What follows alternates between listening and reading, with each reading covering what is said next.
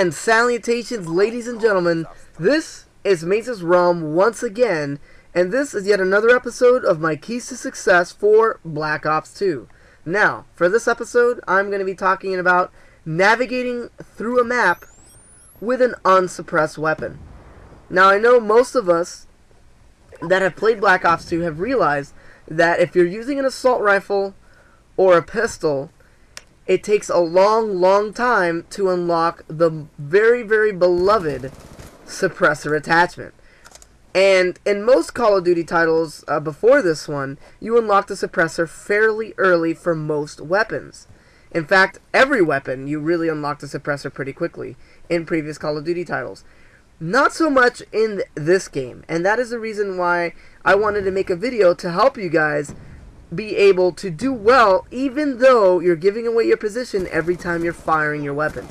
Now, a lot of this information is basic information, but I wanted to reiterate it so that you guys could still be successful on this game. So, without further ado, I'll jump right into the loadout that I'm using, and that is the Type 25 with a foregrip, the adjustable stock, and fast mags.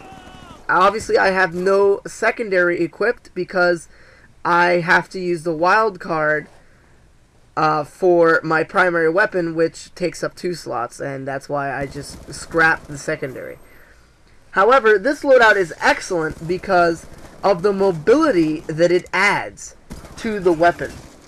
And you want that mobility, especially when you're using an unsuppressed weapon, and a weapon that has very low damage like the Type 25. If you're using a weapon that has lower damage, you want to have the highest mobility available so that all of your shots can be on target when you're strafing and shooting the enemy at the same time. So, that being said, another thing that really complements an unsuppressed weapon is a stealth perk loadout. Now, I know that Treyarch made it very difficult to unlock stealth perks in this game.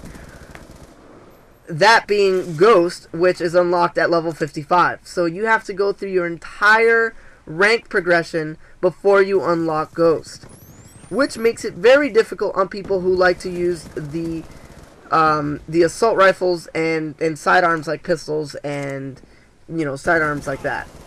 Secondaries like machine pistols and things like that that require a suppressor for you to stay off the minimap. Now, I will also say that pistols take the least amount of penalty by equipping a suppressor, along with shotguns. Shotguns and pistols take the least amount of penalty for putting a suppressor on there.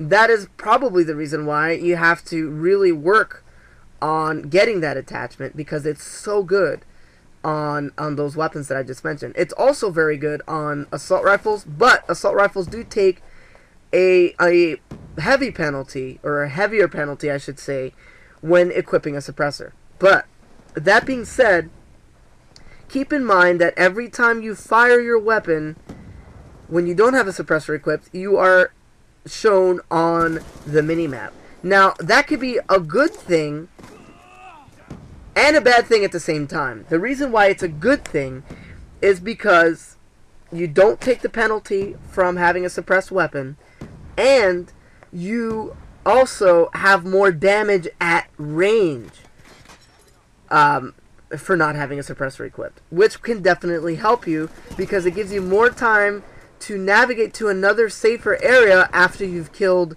1 or 2 enemies, so that you only give your position away when you've done your job and killed the enemy, and then you can move on and find another vantage point to basically lure your enemy to your previous position, and then you can get kills accordingly. And that is how you should navigate through the map when you're using an unsuppressed weapon. Always keep in mind that suppressive fire should only be used when you want to lure the enemy to your position. I'm the type of player who uses suppressive fire a lot, so I actually tend to do a lot better with a suppressed weapon than I do when I'm using a weapon without one. But we all have to grind and get the suppressors, so you have to adapt to that playstyle in order to do well with the weapon that we have equipped. So, when you fire your weapon, always make sure that you only fire when you have the kill shot available to you. Make sure you're not going to use, get 2 or 3 hit markers on the guy and then he goes around a corner. You always want to make sure that either the guy has his back turned towards you, so that if you do give away your position by firing and you have to use a little bit more to kill the guy, that he will be hampered in some way. And what better way to do that than to make sure that his back is turned towards you. Over here you see that I fired at the guy when he was facing me, then he had enough time to actually get to cover, and then he killed me. And that's because I fired prematurely, straight up. He saw me, but instead of actually waiting to have my magazine completely loaded and also have a vantage point, I mistakenly fired and got killed because of that. So keep in mind that you'll learn from your mistakes, but try not to make those same mistakes again when you're navigating through the maps. Also, Meltdown is a perfect map to hold down in the center area, but on the lower levels, because you can check your back quite often, and you can see when the spawns swap almost immediately. You'll see where your teammates are on the map, and then you'll see when you should advance and when you should retreat, and that will determine how well you'll do on this match. Now, I was playing with a team with 2 other teammates, and the other teammates were randoms. Now, just having 2 teammates is a really big thing, because you can communicate on where they're spawning after they die, or where they've just gotten a kill, and then your random teammates, the intel they'll be giving you is obviously they'll show up on the minimap as teammates, and also you'll be able to see where they die from the skull that is displayed on the last spot where they were when they died. So these things you have to use for your advantage, and make sure that you don't make your same mistakes again and play very, very well. So I hope that you guys enjoyed this commentary, and until next time, I'm out.